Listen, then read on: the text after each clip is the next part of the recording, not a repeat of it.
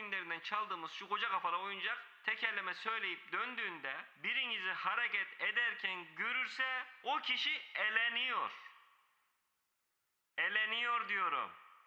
Anlamadınız değil mi? Neyse oyun başlasın anlarsınız. Hadi bakayım. Melemez, melemez, götü yandı gelemez. Kanki öldün mü lan? Şşt Berkecan.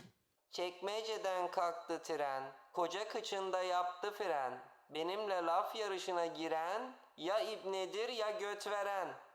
Kanka ölmüş la bu. Ölmüş bu. Ay gerçekten sıkıyorlar. Friendly fire açık kalmış ama. Göt veren derken aslında anladım ben. Ana! Kaçın kız Kaçın. kaçın. Oğlum keklik gibi Kaçın avlanıyoruz. lan.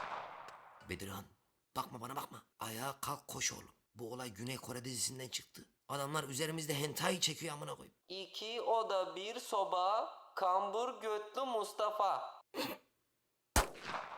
Supi iyi kurtulduk ha.